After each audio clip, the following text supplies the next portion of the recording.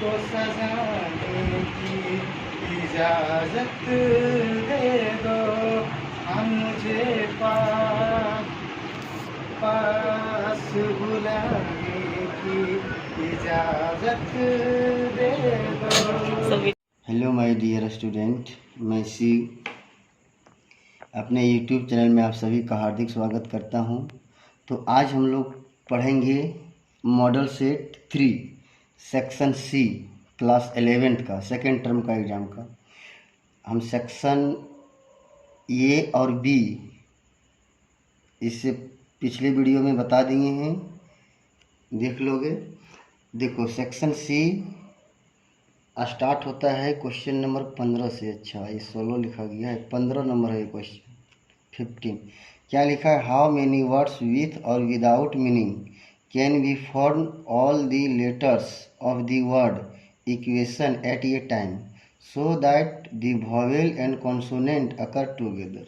इसका मतलब हुआ कि जो वर्ड लिखा है वो विथ और विदाउट मीनिंग, इसका मीनिंग हो भी सकता है और नहीं भी हो सकता है। तो इक्वेशन वर्ड लिखा है, जो वर्ड दिया हुआ उसको पहले लिख लेते हैं हम लोग। The given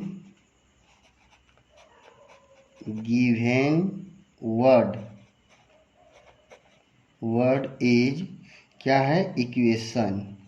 E Q U A T I O N, equation. तो इक्वेशन में टोटल लेटर कितना है? गिनती गिन सकते हैं हम लोग, 1 2 3 4 5 6 7 8। तो ये लिख देते हैं टोटल लेटर्स कितना है? 8। अब क्या है कि वॉवेल को एक साथ लिखो और कॉन्सोनेंट को एक साथ लिखो। तो हम लोग यहाँ गिन के लिखते हैं वॉवेल का लेटर कितना है टोटल? कौन कौन है? एक ठो ई है, एक ठो यू है, एक ठो ये है, एक है आई और एक है वो। टोटल कितना हो गया? 5। एंड कॉन्सोनेंट कितना है?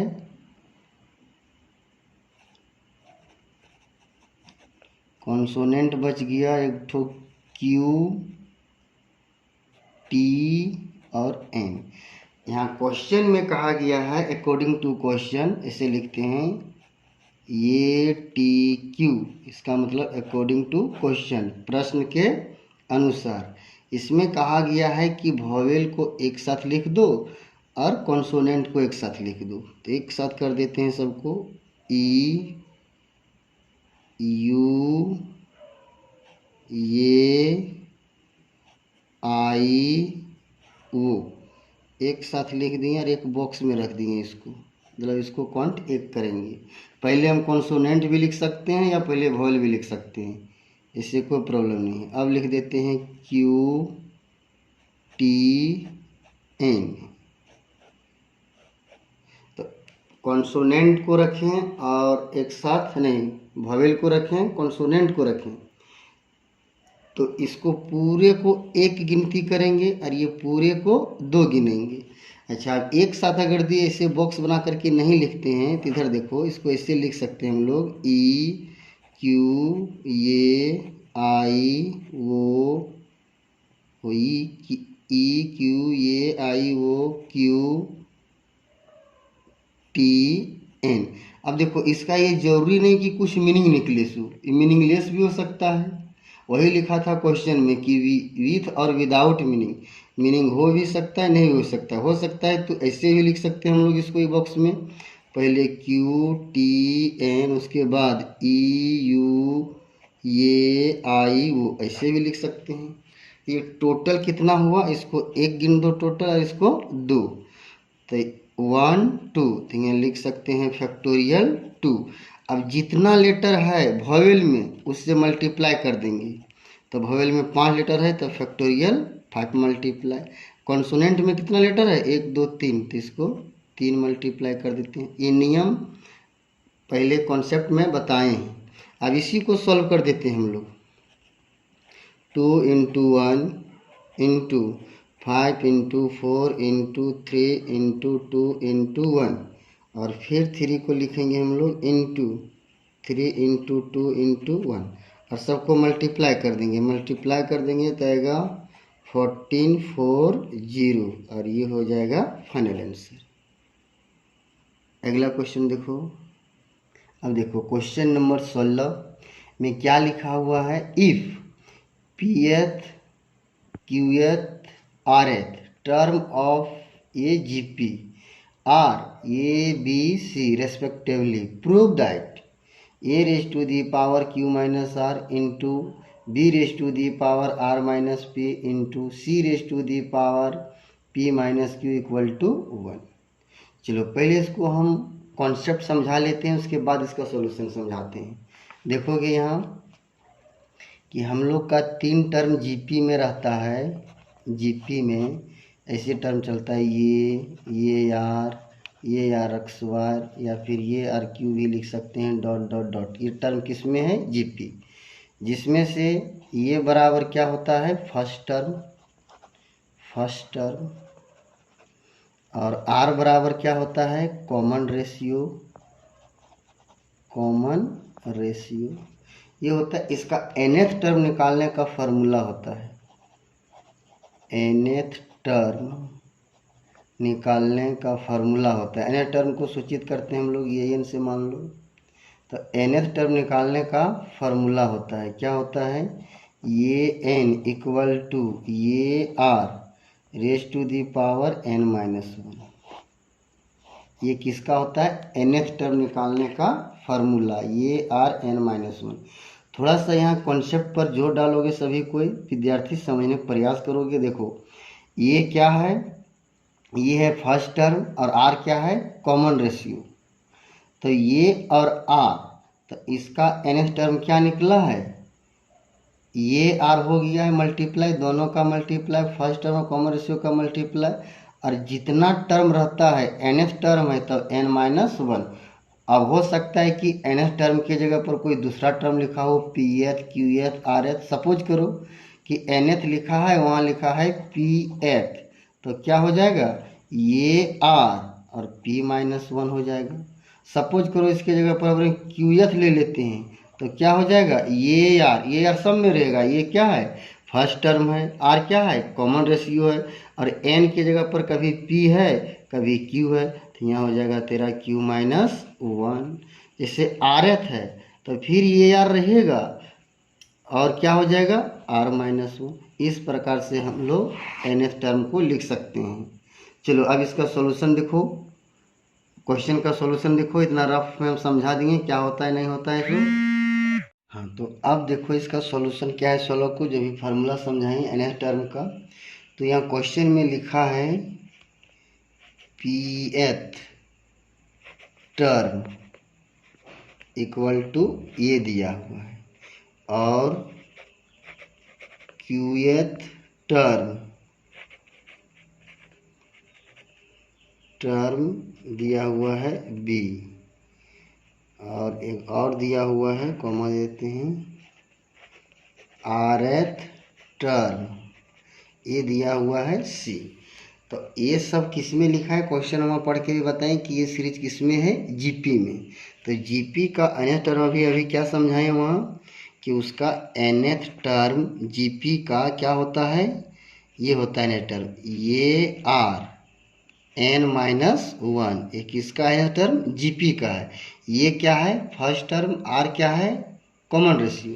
तो यहाँ हम लोग मान लेंगे लेट कैपिटल ये स्मॉल ये है इसलिए स्मॉल ये नहीं मानेंगे, कैपिटल ये विदा फर्स्ट टर्म क्या है first term and capital R with common ratio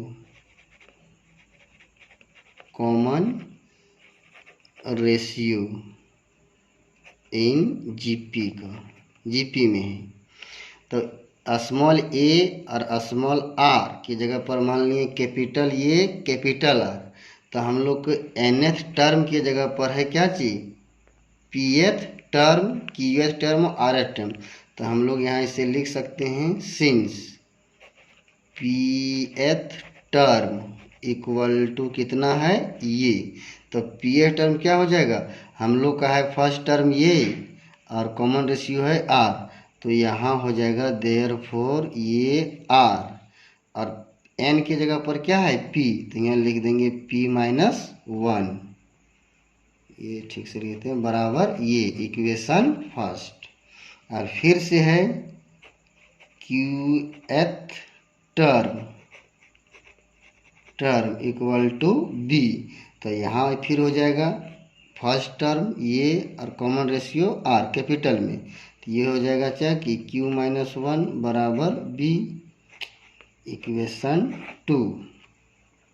और एक और दिया हुआ है एंड rth टर्म बराबर कितना c, तो ये हो जाएगा ये r और r minus 1 equal to c equation 3। अब क्वेश्चन में प्रूव करना है, जहाँ LHS बराबर क्या दिया हुआ है क्वेश्चन में, देख लोगे क्वेश्चन। LHS बराबर दिया हुआ है a का power q minus r into b का power r minus p into c का पावर p माइनस q। तो अब यहाँ देखो a का वैल्यू हम लोग कौन सा बैठा देंगे, देखो यहाँ इक्वेशन 1 में है ये बराबर इतना लिख सकते हैं, तो इक्वेशन ये वाला वैल्यू लिख देंगे हम लोग, क्या है ये r और r पर पावर है p माइनस 1 और इसका whole power q minus r into b का वैल्यू क्या है ये r का पावर है q माइनस 1 और होल का पावर है कितना r minus p into c का वैल्यू है ये r और r के पावर कितना है r माइनस 1 और होल का पावर p माइनस q। एक कॉन्सेप्ट क्लियर है यहाँ तक। अब इसका नेक्स्ट पेज में सॉल्यूशन देखते हैं। देखो इसका सॉल्यूशन थोड़ा सा बगल में समझा देते हैं कि जैसे रहता है ये इंटू b का पावर m, तो हम लोग ऐसे लिख सकते हैं, इस पर a पर भी पावर हो जाता है और b पर भी पावर हो जाता है, तो a के पावर m इंटू b के पावर m। तो वही बात इसमें है, थोड़ा सा इधर देख लीजिए, हम पेज पलटते हैं बाबू। इसमें देखो क्या है ये r के पावर p माइनस 1 और होल पर पावर क्या है q माइनस r, तो ये q माइनस r है, सो a पर भी पावर हो जाएगा और r के भी पावर होल में हो जाएगा, r के पावर p माइनस 1 और इसका होल q माइनस r। इसको फिर से देख लो इधर, क्या हो जाएगा a पर भी पावर हो जाएगा, क्या चीज a पर पावर हो जाएगा तेरा q माइनस r इंटू और फिर r का पावर पहले से था क्या चीज p minus 1 into q minus r, ये भी हो जाएगा इंटू फिर से a का पावर हो जाएगा क्या चीज r minus p into r का पावर q माइनस 1 इंटू क्या हो जाएगा r माइनस p, ये इधर वाला पावर है, इसको इधर ऐसे कर देते हैं। फिर इंटू अगर फिर क्या हो जाएगा a के पावर अगर क्या है p minus q into r के पावर क्या चीज़ था इसमें, थर्ड टर्म को देखना पड़ेगा पलट करके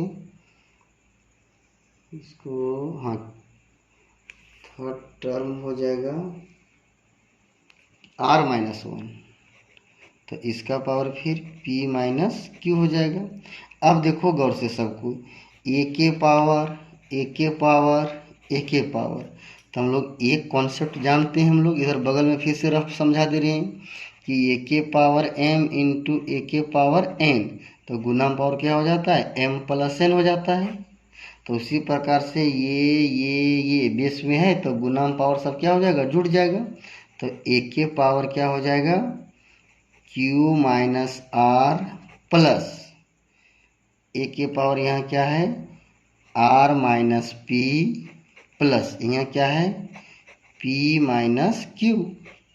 उसी प्रकार से इनटू फिर आर के पावर ये वाला जोड़ देंगे, फिर ये वाला जोड़ देंगे, ये वाला जोड़ देंगे, तो आर के पावर हो जाएगा P minus one into Q minus R plus, थोड़ा इधर दे रहे हैं, ये हो जाएगा क्यू माइनस वन इंटू, ये वन है, इंटू आर माइनस पी, यहाँ समझ लोगे सुन लोगे, आर माइनस पी लिख रहे हैं, फिर प्लस ये पावर में ही लिख रहे हैं, R minus one into P minus Q, ये वाला टर्म।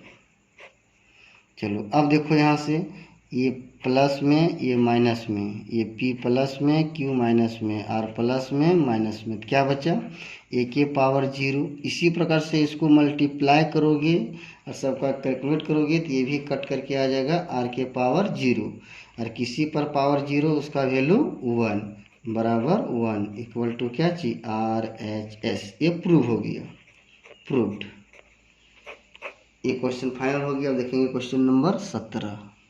क्वेश्चन नंबर 17 क्या कह रहा है, find the coordinate of the foot of perpendicular from the point -1, 3 to the line 3x - 4y - 16 equal to 0। इस क्वेश्चन का मीनिंग समझ लोगे, क्या बोल रहा है, foot of the perpendicular to the line, जो लाइन का इक्वेशन दिया हुआ है। क्वेश्चन में क्या लिखा था, फुट ऑफ द परपेंडिकुलर, जो एक लाइन का इक्वेशन दिया गया है। ये लाइन का इक्वेशन कितना है, 3x - 4y - 16 इक्वल टू 0। इसको मान लेते हैं 1। एक पॉइंट से, जो पॉइंट है -1, 3, इससे perpendicular, foot of the perpendicular, तो ये समझो ये पॉइंट को मान लेते हैं P, कितना है -1, 3। तो ये जो है सो फुट ऑफ द परपेंडिकुलर कहलाता है। ये पॉइंट P पॉइंट से जो फुट ऑफ द परपेंडिकुलर है, तो हम लोग को निकालना है यही कोऑर्डिनेट। इसको मान लेते हैं कुछ अल्फ़ा और इसका नाम दे देते हैं बीटा। तो अल्फ़ा बीटा का हम लोग को वैल्यू निकालना है। कैसे निकालना है, इस लाइन का इक्वेशन दिया है और ये लाइन को क्या बोला, ये लाइन परपेंडिकुलर है, तो एक लाइन का इससे स्लोप निकल जाएगा, एगो इससे स्लोप निकल जाएगा। और जब दो स्लोप निकल जाता है, परपेंडिकुलर लाइन होता है, तो हम लोग क्या जानते हैं कि जब दो लाइन परपेंडिकुलर होता है, मान लो L1 परपेंडिकुलर L2, तो दोनों स्लोप का M1 इंटू M2 का प्रोडक्ट क्या होता है, -1 होता है। ये हम लोग पढ़ चुके हैं कॉन्सेप्ट में। तब यहाँ से देखो हम लोग मान लेते हैं, लेट P बराबर मान लिए -1, 3, और एक और मान लिए हम लोग M, कितना, अल्फ़ा, बीटा, ये मान लिए, ये क्या मान लिए, be the foot of perpendicular, perpendicular लिखते नहीं है, सिंबल देते हैं, परपेंडिकुलर फ्रॉम पॉइंट, कौन point, P -1, 3 to the line, कौन सा लाइन है, कौन सा लाइन पर है, लाइन 1, इक्वेशन जो 1 माने हैं उसका। अब इक्वेशन 1 तो दे दिया है यहाँ पर। तो अब देखो हम लोग क्या करेंगे, एक स्लोप मान लेंगे M1 और एक का स्लोप मान लेंगे M2। तो मान लेते हैं हम लोग फिर से, let M1 equal to slope of line, कौन सा लाइन का, मान लो PM लाइन का, इसका देखो यहाँ, इसका स्लोप हम मान लिए हैं M1 और इस लाइन का स्लोप मान लेंगे हम लोग M2। तो स्लोप निकालने का फॉर्मूला जानते हैं, y2 - y1 divided by x2 - x1। तो अब क्या हो गया, x1 y1 कौन हो गया, तो एक पॉइंट को मान लेंगे हम लोग, पी पॉइंट को मान लेते हैं x1 y1, एम पॉइंट को मान लेंगे x2 y2। तो क्या हो जाएगा, बीटा -3 डिवाइडेड बाय अल्फ़ा -1। इसको सॉल्व कर देंगे तो ये आ जाएगा बीटा -3 डिवाइडेड बाय अल्फ़ा +1। और एक and m2 equal to slope of line 1 का इक्वेशन दिया हुआ है, इसको ऐसे शॉर्ट में बताए थे हम, एक बार फिर बताते हैं। Minus coefficient of x divided by coefficient of y।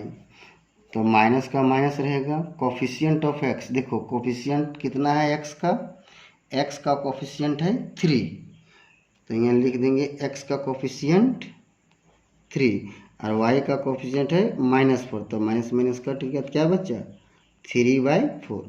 थोड़ा ये सॉल्यूशन लॉन्ग जाएगा लेकिन समझ में सबको आ जाएगा। अब देखते हैं इस नेक्स्ट पेज में हम सॉल्यूशन कर देते हैं। अब यहाँ देते हैं सिंस दिया हुआ क्या है, लाइन PM परपेंडिकुलर लाइन 1, तो ये हो m1 इंटू m2 बराबर कितना -1। तो अब ध्यान दोगे कि m1 का स्लोप कितना निकाले, हम लोग निकाले थे beta -3 divided by alpha +1 into m2 का वैल्यू निकाले थे हम लोग, स्लोप कितना 3/4, देख लेना पेज पलट करके -1। अब इसी को सॉल्व कर दो, ऊपर में इसको गुना कर दो, कितना आ जाएगा 3 बीटा -9, इसको गुना कर दो 4 alpha +4 equal to -1, cross multiply कर दो तो ये हो जाएगा 3 बीटा -9 बराबर -4 अल्फ़ा, क्रॉस मल्टीप्लाई कर दे रहे हैं -4। अब ऐसा करते हैं, ये -4 अल्फ़ा को इधर ले आते हैं तो ये हो जाएगा +4 अल्फ़ा +3 बीटा बराबर -4, ये -9 है, इधर आ जाएगा तो +9। तो क्या बच गया हम लोग का 4 अल्फ़ा +3 बीटा इक्वल टू कितना 5। इसको मान लो इक्वेशन सेकेंड। अब ये सेकेंड मान लेंगे, तो अब हम लोग देखो लिख देते हैं यहाँ से हम सिंस। एक बार फिर हम समझा देते हैं कि जो देखो यहाँ फिगर में देखोगे थोड़ा सा क्या है, सो देखो फिगर में क्या है, जो m माने थे अल्फ़ा बीटा, तो ये लाइन का इक्वेशन दिया हुआ है, तो इस लाइन के इक्वेशन को सेटिस्फाई करेगा, तो x के जगह पर अल्फ़ा हो जाएगा और y के जगह पर क्या हो जाएगा बीटा। वो हम लोग लिख देते हैं सॉल्यूशन में, वहाँ लिख देते हैं since point m alpha comma beta lies on the line 1। तो लाइन 1 में क्या है, लाइन 1 में है 3x - 4y - 16 इक्वल टू 0। तो देयरफॉर 3x के जगह पर क्या हो जाएगा अल्फ़ा -4y के जगह पर क्या हो जाएगा बीटा इक्वल टू, ये माइनस में इधर आएगा तो प्लस में, यह आ गया इक्वेशन थर्ड। अब इक्वेशन 2 और थर्ड को सॉल्व कर देंगे, थोड़ा सही समझने का प्रयास करोगे। फ्रॉम इक्वेशन 2 में मल्टीप्लाई कर देते हैं हम लोग, यहाँ देखोगे 2 में मल्टीप्लाई कर दो कितना से 4 से, और थर्ड में मल्टीप्लाई कर दो 3 से। तो हम मल्टीप्लाई कर लेते हैं, लिख देते हैं equation 2 multiply 4 and equation 3 multiply 3। तो अब क्या हो जाएगा, जो इक्वेशन 2 को मल्टीप्लाई करेंगे तो ये आ जाएगा 16 alpha plus 12 beta equal to 20, और ये आ जाएगा 9 अल्फ़ा माइनस 12 बीटा बराबर 48। अब ये कट जाएगा, ये प्लस में और ये माइनस में, तब कितना आ गया, 16 9 हो गया ये 25 अल्फ़ा, 25 अल्फ़ा, और 20 और 48 68। तो अब देखो इसको फिर से सॉल्यूशन इधर नेक्स्ट देखो, तो यहाँ अल्फ़ा बराबर क्या लिख सकते हैं, लिख सकते हैं 68/25। तो ये आ गया किसका, अल्फ़ा का वैल्यू। अब अल्फ़ा का वैल्यू इक्वेशन 2 या थर्ड में बैठा दूँ, तो यहाँ लिख देते हैं फ्रॉम इक्वेशन 2 वी गेट। तो इक्वेशन 2 में क्या जानते हैं हम लोग, 4 alpha plus 3 beta equal to 5। तो 4 रहने दो, अल्फ़ा का value 68/25 plus 3 beta equal to 5। अब इसको सिंप्लीफाई कर दो, क्या आ जाएगा, 3 बीटा इक्वल टू 5 माइनस, अब इसको गुना करके इधर लिख दो, कितना आ जाएगा, ये गुना करोगे तो 272 डिवाइडेड बाय 25। एलसीएम ले लो, यहाँ 3 बीटा रहने दो, एलसीएम कितना 25, तो यह आ जाएगा 125 माइनस 272। अब 125 में 272 चल जाएगा तो कितना बचेगा, माइनस 147/25। तब हम लोग यहाँ लिख सकते हैं 3 बीटा इक्वल टू माइनस 147/25। ये तेरा कट जा रहा है कितना, 49 बार में, देख लेना, 29 हाँ सही है। बीटा इक्वल टू कितना, माइनस 49/25। तो ये आ गया अल्फ़ा और बीटा का आंसर आ गया। तो हमको यही चीज़ चाहिए था, फुट ऑफ द परपेंडिकुलर। ये हो गया एक आंसर, और एक आंसर हो गया तेरा ये अल्फ़ा का वैल्यू ये हो गया और बीटा का वैल्यू ये। अब देखते हैं क्वेश्चन नंबर 18। अब देखते हैं हम लोग क्वेश्चन नंबर 18, क्योंकि हम देखो बच्चों क्वेश्चन नंबर 18 कॉपी में नहीं लिख पाए तो मॉडल सेट ही से समझा देते हैं। क्या लिखा है, find the equation of the circle passing through the points 2, 3 and -1, 1 and whose center is on the line x minus 3y minus 11 equal to 0। एक ऐसा ही क्वेश्चन पिछले मॉडल सेट में पढ़ चुका होगा, मॉडल सेट 2 में, उसमें भी 2 पासिंग थ्रू पॉइंट था और सर्कल था और उसमें पर भी एक लाइन था। तो ऐसा ही ये भी बनेगा। अब मॉडल सेट को हम हटा देते हैं और इसका सॉल्यूशन समझाते हैं। कौन है, क्वेश्चन नंबर 18 क्या कह रहा है, देखोगे एक आराम से गोल सर्कल बना देना सिक्का रख के। अब यहाँ क्या बोला है कि एक लाइन है, एक लाइन का इक्वेशन दे दिया है। लाइन का इक्वेशन कितना दे दिया हुआ है, एक लाइन का इक्वेशन दे दिया है। फिर क्वेश्चन बैंक देख लेते हैं थोड़ा सा, क्वेश्चन में मॉडल सेट वाला कितना है, ये x minus 3y minus 11 equal to 0। चलो ये दिया हुआ। अब 2 पासिंग, ए सेंटर सी, अब इसका 2 पासिंग थ्रू पॉइंट है कि यहाँ मान लेते हैं फिलहाल, यहाँ मान लेते हैं एक पासिंग थ्रू पॉइंट दिया हुआ है कितना, पहला पासिंग थ्रू पॉइंट है 2, 3 और ये -1, 1। अगर इसको नियम से बनाओगे तो हो सकता है माइनस वाला पॉइंट इधर कभी आएगा, उससे कोई मैटर नहीं कर रहा है। तो जब ये सर्कल हर 2 पॉइंट से पास कर रहा है तो हम लोग सर्कल का 3 फॉर्मेट जानते हैं, ओरिजिन कंडीशन, एक सेंटर कंडीशन और जो एक जनरल कंडीशन, तो इसका जनरल इक्वेशन यहाँ यूज होगा, ये लिख देते हैं सिंस द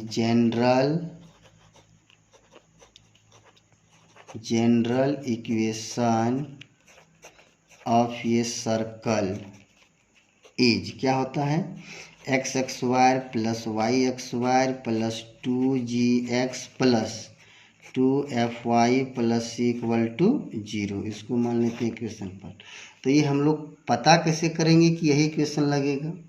देखो, ओरिजिन रहता है तो उसका स्पेशल इक्वेशन होता है, सेंटर अगर दिया रहता है अल्फा बीटा या एच के तो उसका अलग होता है।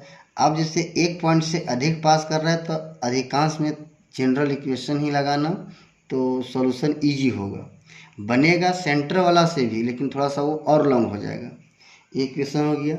अब ये जो सर्कल है सो ये 2 पॉइंट से पास कर रहा है, तो ये दोनों पॉइंट इस इक्वेशन को सेटिस्फाई करेगा। तो यहाँ इसे लिख देते हैं सिंस पॉइंट 2,3, पॉइंट दिया है 2,3 लाइज ऑन द इक्वेशन 1। तो x के जगह पर 2 हो जाएगा और y के जगह पर 3। तो यहाँ क्या लिख सकते हैं, 2 के एक्स वायर प्लस 3 के एक्स वायर plus 2g into 2 plus 2f into 3 plus C equal to 0। तो 4 plus 9 plus 4g plus 6f plus C equal to 0। ये 4 और 9 13 हो जाएगा, उधर ले जाएंगे तो -13 हो जाएगा। तो 4g प्लस 6f बराबर -13, इक्वेशन 2। एक और पॉइंट पास कर रहा है तो लिखते हैं अगेन, पुनः point -1 lies on the equation 1 कर देते हैं। तो अबर क्या हो जाएगा, एक हो जाएगा -1 और 1 एक्स और वाई के जगह पर। तो एक्स के जगह पर बैठाएंगे एक बार -1 और वाई की जगह पर 1। तो यहाँ -1 के एक्स पर 1 कर देते हैं, फिर यहाँ पर भी 1 प्लस 2g, यहाँ पर भी 1 प्लस 2f, यहाँ पर भी 1 प्लस सी इक्वल टू 0। तो ये यहाँ आ गया तेरा क्या चीज, 1 और 1 कितना हो जाएगा, 2। देखो ये थोड़ा सा यहाँ मिस्टेक हो गया कि x की जगह पर माइनस था तो माइनस यहाँ देना ना होगा। अब ये 1 और 1 कितना हो जाएगा, 2। ये 2 को उधर कर देंगे तो यहाँ हो जाएगा -2g प्लस 2f बराबर कितना, ओह सॉरी, ये प्लस ही छोड़ते जा रहे हैं दोस्त, यहाँ थोड़ा सा सुधार दे रहे हैं, लिख दे रहे हैं कितना, -2g plus 2f plus c बराबर कितना, -2। इसको मान लो इक्वेशन 3। तो इक्वेशन 2 में भी c छूट गया होगा, देख लो यहाँ पर भी ये c का c यहाँ रहेगा। चलो अब हो गया, अब 2 और 3 से, या 2 में 3 घटा दो या 3 में 2 घटा दो, दोनों परिस्थिति में c और c दोनों से कट जाएगा। तो देखो इसका नेक्स्ट पेज में यहाँ लिखते हैं from equation 2 minus equation 3 we get. तो इक्वेशन 2 में क्या है, 4g plus 6f plus c minus, और थर्ड में है -2g plus 2f plus c equal to, right side में इक्वेशन 2 में है -13 माइनस, और इक्वेशन 3 में है -2।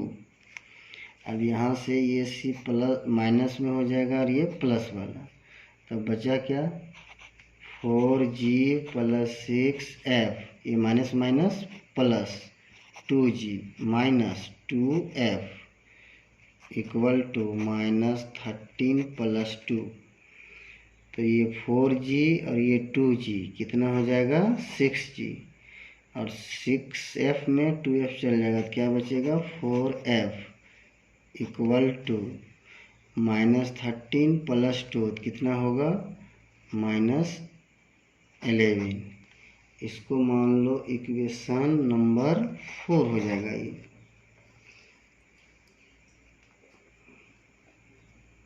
देखो यहाँ फिर से हम बोल दे रहे हैं कि जनरल इक्वेशन रहता है तो उसका सेंटर -g और -f कहलाता है, ठीक है। जनरल इक्वेशन है तो उसका सेंटर -g और -f कहलाता है। तो वही चीज़ यहाँ हम लोग लिख देते हैं, जो इसका सेंटर होगा सो क्या होगा, मान लेते हैं -g और -f, तो इस लाइन की इक्वेशन को सेटिस्फाई करेगा। यहाँ लिखते हैं सिंस, यहाँ लिखते हैं कि -g और -f of circle 1 lies on the line, कौन सा line, x - 3y - 11 equal to 0। तो x की जगह पर -g और y की जगह पर -f, ये हो जाएगा -g -3 और ये -f, इसको इधर कर दो तो ये हो जाएगा 11, और ये आ गया -g plus 3f equal to 11, equation 5। अब इक्वेशन 4 और 5 को सॉल्व करके हम लोग निकाल लेंगे g और f का वैल्यू। तो यहीं से मल्टीप्लाई कर देते हैं, थोड़ा ध्यान देना, इसको मल्टीप्लाई कर देते हैं 1 से, और इसको मल्टीप्लाई कर देते हैं, नहीं इसको मल्टीप्लाई कर देते हैं 6 से, और इसको 1 से। ऐसा क्यों, ये हो जाएगा 6g और ये हो जाएगा -6g। यहीं से सॉल्व कर देते हैं, देयरफॉर इसको 1 से मल्टीप्लाई करेंगे तो क्या आएगा 6g + 4f इक्वल टू -11। इसको 6 से मल्टीप्लाई करेंगे तो -6g + 18f इक्वल टू 66। अब ये माइनस ये प्लस कट गया, अब ये 4 और 18f कितना आ गया 22f इक्वल टू, और ये हो गया 66 में 11 हो जाएगा तो 55। तो f बराबर कितना आ गया 55/22, 11 × 5 = 55, 11 दूना 22, कितना आ गया 5/2। तो f का वैल्यू क्या हो गया 5/2। अब f का वैल्यू बैठा दो कोई भी इक्वेशन में, या तो इक्वेशन 5 में बैठा देते हैं या इक्वेशन 4 में बैठा देते हैं, तो वहाँ से निकल जाएगा किसका g का वैल्यू, f तो निकल चुका है।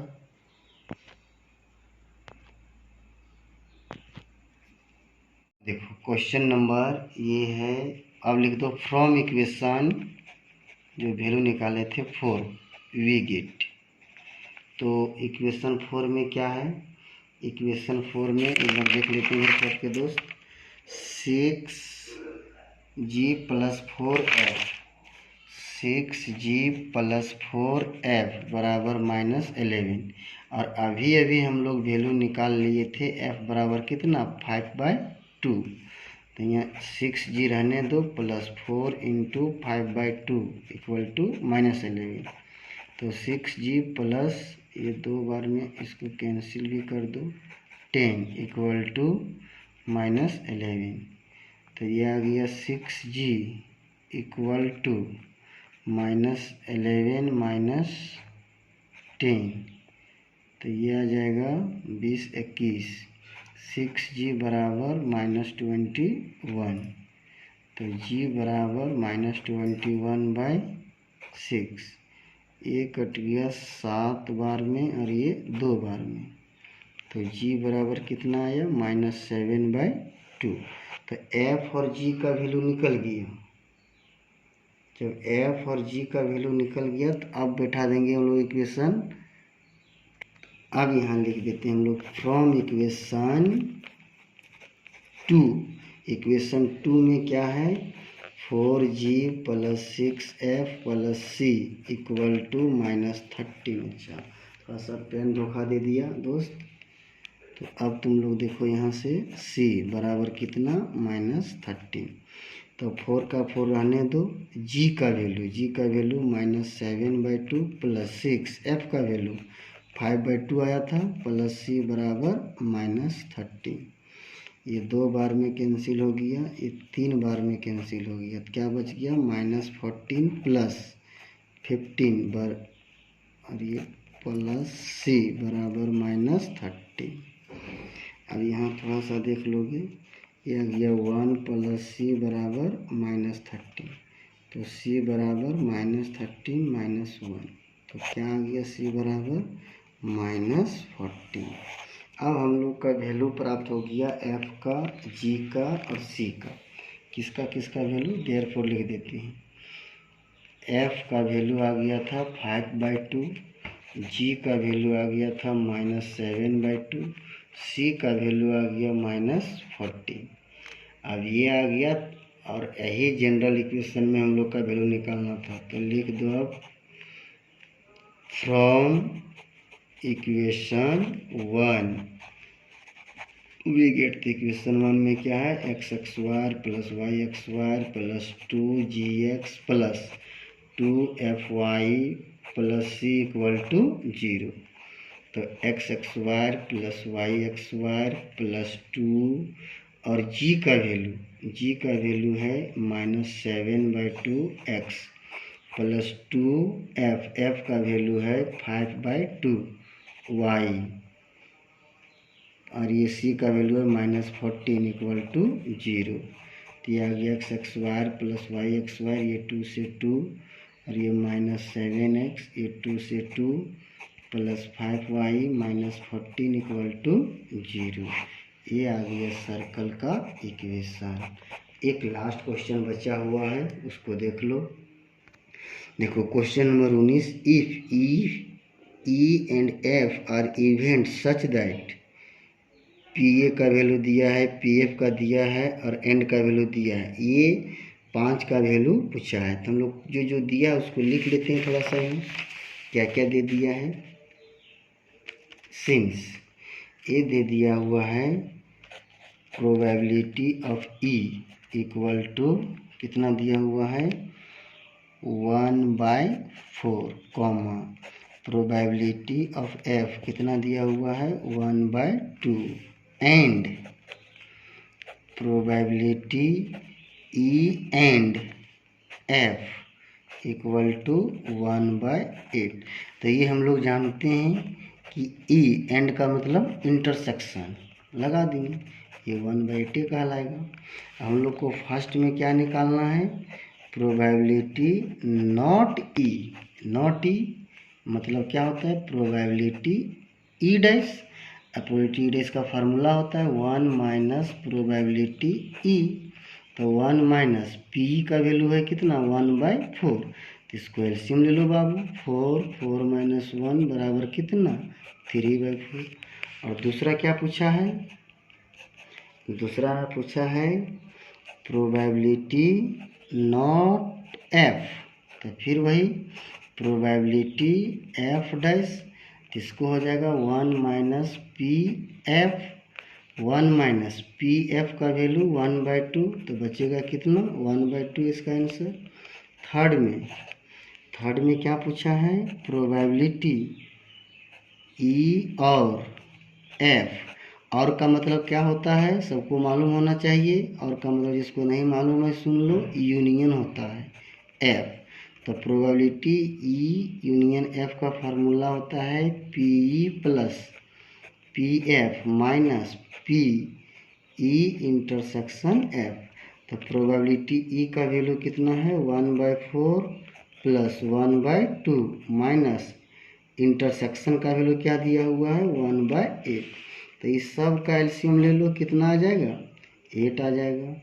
ये कितना हो जाएगा, 4 दूना 8 + 2 चौके 8 -1 कितना आ गया, 4 2 6 यानी 5/8 आ गया। और अभी 2 क्वेश्चन और इसमें देखते हैं नेक्स्ट। देखो इसका 4th में क्या निकालना है हम लोग को। 4 में निकालना है probability not E and not F. तो इसका मतलब क्या हुआ समझ लो। मतलब ई डैश एंड का मतलब इंटरसेक्शन एफ डैश। तो यहाँ डी मॉर्गन्स लॉ लगेगा। कौन सा? डी मॉर्गन्स लॉ लगेगा। इसका मतलब क्या हो गया, यहाँ ई डैश हो गया नॉट के बदले, एफ डैश हो गया नॉट के बदले। तो डी मॉर्गन्स लॉ में पढ़ा होगा, ऐसे करके यहीं लिख देते हैं पी। ये हो जाएगा E union F, sign change हो जाता है, ई यूनियन एफ का होल डैश। तो इसका क्या होता है 1 minus P E union F. तो 1 माइनस ई यूनियन एफ का वैल्यू कितना 5/8। इसको सॉल्व कर दोगे तो आ जाएगा 3/8। ये क्वेश्चन और 5 नंबर में क्या है, प्रोबेबिलिटी ई इंटरसेक्शन एफ का होल डैश। तो ये हो जाएगा 1 minus probability E intersection F. तो 1 रहेगा और ई इंटरसेक्शन एफ का वैल्यू 1/8। सॉल्व कर दो कितना 7/8। ये पूरा हो गया क्वेश्चन नंबर 19 तक। मॉडल सेट 3 समाप्त हो गया। थैंक्स सबको। और समझ में आया है तो कमेंट और चैनल को सब्सक्राइब कर दोगे। इतना काम आप लोग ज़रूर कर दो ताकि हम लोग को मेहनत करने में अच्छा लगे।